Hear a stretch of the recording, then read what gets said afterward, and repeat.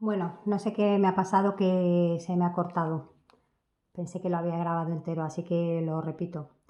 Estábamos aquí, ¿no? Decíamos que la caída de tensión de los 12 voltios se iba a repartir en este punto, ¿no? En esta resistencia en R1 y luego en estas otras dos resistencias en paralelo entre los puntos A y B.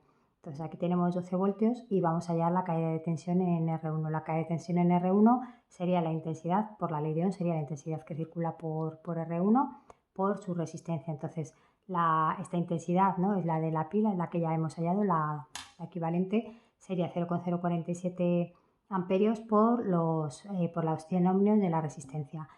Aquí cae 4,7 voltios de 12, ¿vale? Entonces el resto va a caer aquí. Hay dos maneras de hallar la caída de tensión en la resistencia R3234. Hay dos maneras y os he puesto aquí las dos maneras. Una de ellas es pues que sabiendo la total y sabiendo la que cae en R1, pues el resto, ¿de acuerdo? Entonces sería 12 menos 4,7 que cae aquí, 7,3. Y la otra manera es a través de la ley de Ohm. Yo sé que V es igual, V234 es igual a I por R. ¿Qué I? Pues la intensidad. La intensidad, fijaos, yo aquí partiría de este circuito, ¿de acuerdo? Yo tengo la R1 y aquí tengo la R234. Entonces, ¿qué intensidad circula por aquí? 0,047. Y la resistencia 234 es 155,5 que ya la hemos hallado antes. De cualquiera de las dos maneras veis que el resultado es el mismo, 7,3 y 7,3. Entonces, aquí de los 12 voltios, aquí caen 4,7 y aquí caen 7,3.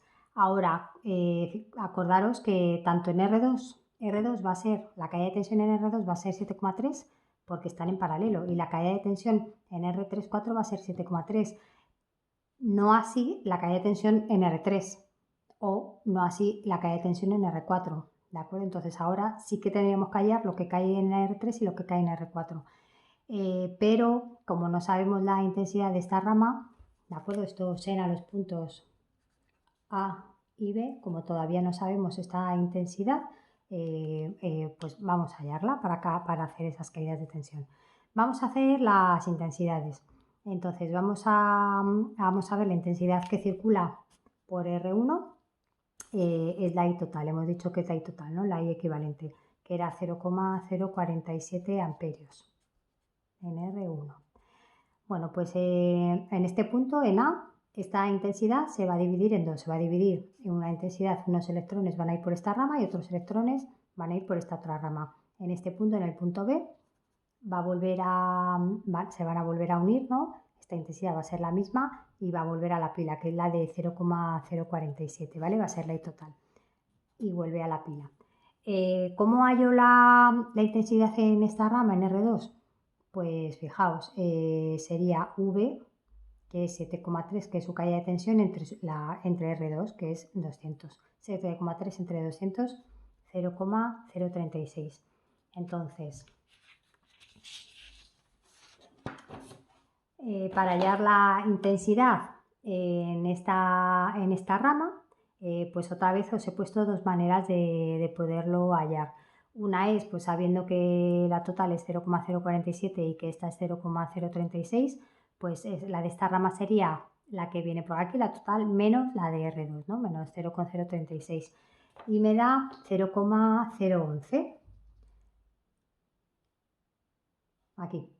Y la segunda manera de hacerlo, pues también sería con la ley de Ohm. Entonces yo sé que la caída de tensión en la rama 3,4, o sea, perdón, la intensidad en la rama 3,4 es igual a la caída de tensión en 3,4 entre la resistencia. Y la resistencia son 700. ¿De acuerdo? Porque la resistencia 3,4 es la suma, ¿no? De 300 más 400. Bueno, pues el resultado no varía, tiene que ser igual haciéndolo de una manera que de otra. Entonces, una vez que ya tengo la intensidad que circula entre los puntos A y B, o bien por la rama R2 o bien por la rama 3,4, voy a hallar las caídas de tensión, que es las últimas incógnitas que me faltan por resolver. La caída de tensión en R3 sería, por la ley de Ohm, V es igual a I por R, y la acabo de hallar, y la R300, da 3,3 y la caída de tensión en R4 y que la acabo de hallar por la R que son 400, 4,4. Por lo tanto, la caída de tensión, los 12 voltios, aquí hemos dicho que caen 4,7, aquí 7,3, aquí en R2 7,3 y aquí en R3 3, aquí lo hemos hallado 3,3 y en R4, bueno, que no está ni siquiera está dibujado R4, 4,4. Y por último, me gustaría hablaros de la potencia. Entonces, la potencia de cualquier receptor es igual a la tensión, a la caída de tensión por la resistencia, ¿no?, del receptor. Entonces, P es igual a un P por I y se mide en vatios.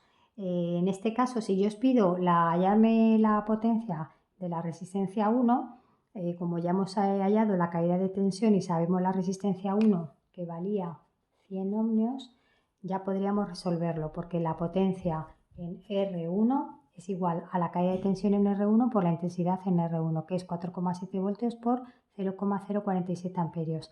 La potencia es igual a 0,2209 vatios. Fijaos bien, vatios. Esta es la unidad de la potencia. Cuando la compañía eléctrica nos informa de lo que tenemos, de lo que nos factura en gasto energético, en gasto eléctrico, fijaos, ¿no?, la unidad es el kilovatio hora. ¿Y cómo se transforma? Pues serían los vatios de cada uno de nuestros electrodomésticos pasado a kilovatio y multiplicado por el número de horas de consumo, ¿de acuerdo? Y la compañía lo multiplica por un factor, pues por 0, aproximadamente por 0,1 euro por cada kilovatio hora consumido. Y así me sale el precio que tenemos que pagar de cada uno de los electrodomésticos con una potencia determinada y unas horas de consumo también determinadas. Vale, bueno, pues este es un concepto que no lo habíamos hecho en los ejercicios por falta de tiempo, pero sí quería explicaros porque, bueno, pues porque me parece interesante que lo conozcáis, no solamente por la tecnología industrial, sino por cultura general. Bueno, chicos, pues espero que lo hayáis entendido, que lo hayáis visto bien y os dejo otro problema para que lo podáis resolver.